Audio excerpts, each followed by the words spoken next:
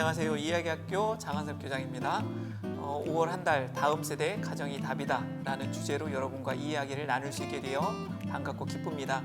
오늘 첫날 여러분과 함께 나눌 이야기는 질문을 바꿔보자 라는 주제로 여러분과 이야기를 나누려 합니다. 오랫동안 한국 교회에서는 한 가지 질문을 계속 던져왔던 것 같습니다.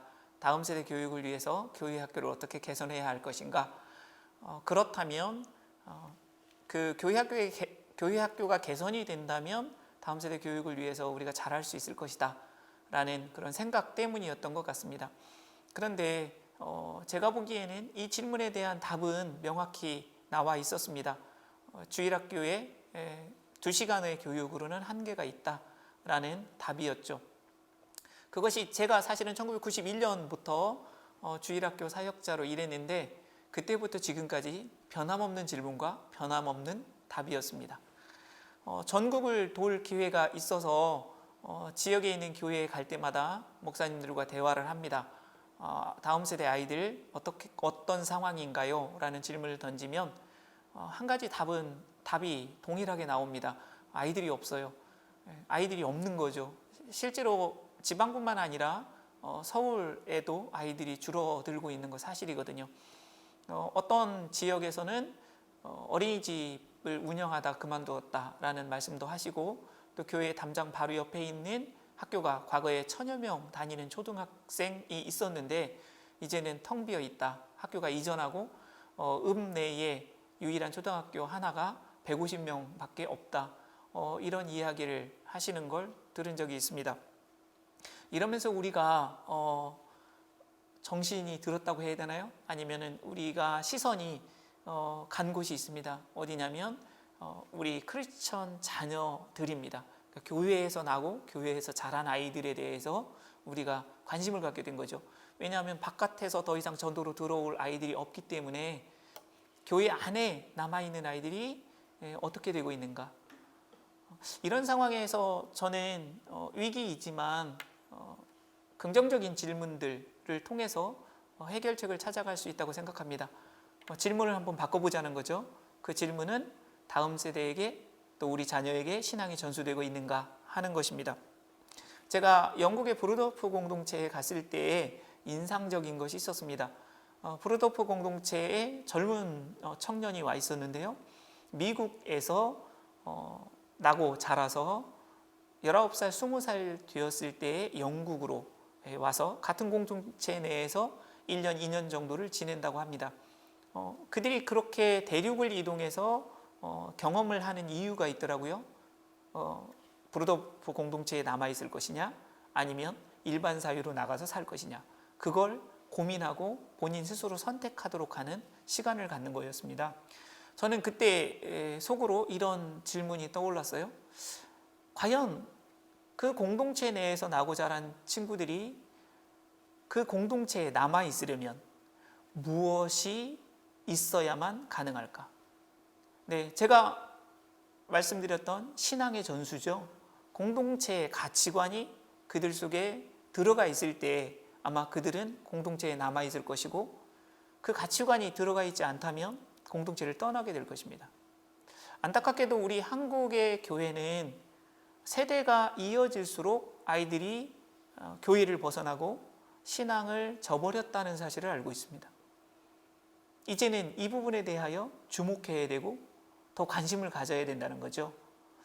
신앙 전수가 되고 있는가? 이 질문은 우리에게 3가지의 방향으로 안내해주고 있습니다. 첫 번째는 신앙교육의 핵심이 지금까지 전도를 통해서 아이들을 많이 교회로 데리고 오느냐가 아니라 그 아이들이 진정한 신앙을 갖고 있느냐, 갖게 하느냐, 이것이 주요한 질문이어야 하고 또 교육의 목적이 되어야 된다는 거죠. 특별히 우리 부모님들, 크리스천 부모님들은 생각해 보셔야 합니다. 가정에 있는 아이들이, 내 자녀가 정말로 하나님을 믿고 있는가, 예수 그리스도를 마음에 받아들이고 있는가, 신앙의 가치관이 들어가 있는가, 교회만 다니고 있는가, 이 질문들을 부모님들이 하셔야 된다고 생각합니다. 교회에서도 많은 고민들을 해야죠. 교회에 지금까지 해왔던 교육 방식이 아이들에게 과연 그 마음 중심에 신앙이 들어가게 하고 있었는가, 아니면 교육의 활동만을 하고 있었는가, 이 부분에 대한 정확한 진단이 필요한 것 같습니다. 두 번째로는 신앙 전수를 위해서 우리는 그러면 무엇을 해야지? 새로운 방식에 대해서 알고자 하는 그런 부분으로 우리를 안내하고 이끄는 것 같습니다. 그런데 지금까지 해왔던 방식 외에 새로운 방식을 찾는다는 거 쉬운 것 아니죠. 하지만 지금 이 상황에서는 우리가 너무 절박하기에 꼭 해야만 하는 일이고 할 수밖에 없는 일인 것 같습니다. 그것이 어쩌면 우리의 기존의 생각하고는 다를 수도 있고 상식과도 다를 수도 있습니다. 하지만 지금까지 해왔던 방식으로는 더 이상 되지 않기에 새로운 질문 속에서 새로운 방식을 찾아야 한다는 거죠. 다음 세대가 많은 교회들이 저에게 질문을 하고 도움을 요청합니다. 특별히 30대, 40대의 교인들이 많고 그들의 자녀들이 있는 교회들이 이야기를 해요. 그 이전의 교육 방식은 더 이상 아닌 것 같습니다. 아니, 한계가 있습니다. 잘해왔지만 지금은 무엇인가 변화가 필요합니다.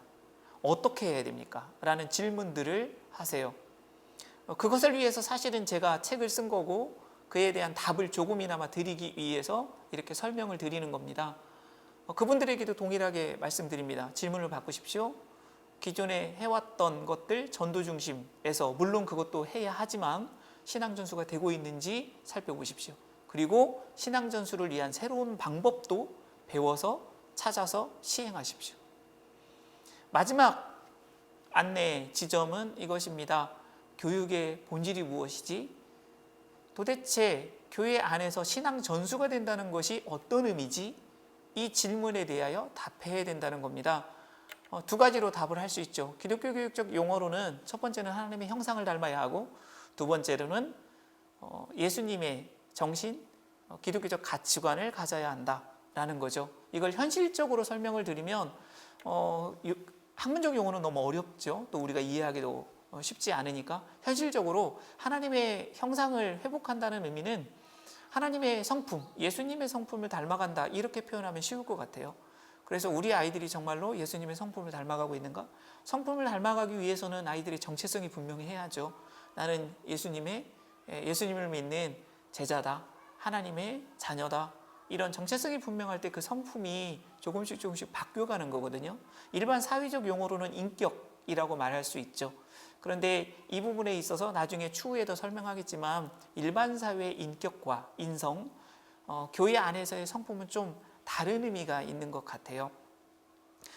또 하나의 아이들 모습, 과연 예수님의 정신, 성경적 가치관이 들어가 있는가, 이 부분에 대해서도 우리가 눈여겨봐야 한다는 겁니다.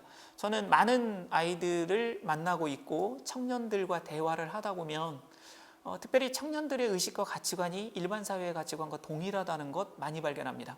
교회에 몸은 있는데, 예배는 교회에서 드리고 있는데, 성경 공부도 교회에서 하고 있는데, 신앙생활도 교회에서 열심히 하고 있는데, 본인의 삶에 있어서의 선택과 결정의 순간에는 일반 사회의 가치관을 아이들이 가지고 있다는 겁니다. 그렇게 선택하고 그렇게 살아가고 있습니다. 교육의 본질이 무엇인가? 하나님의 성품, 그리고 성경적 가치관을 갖게 하는 것, 이것에 대하여 우리는 생각해 보아야 합니다. 이렇듯 자녀에게 신앙 전수가 되고 있는가? 이 질문 하나만 바꾸어도 아마 우리 한국 교회의 다음 세대 교육은 변화가 일어나지 않을까 싶습니다. 오늘 첫 번째 이 이야기에 대하여 한번 깊이 생각해 보시면 좋겠습니다. 감사합니다.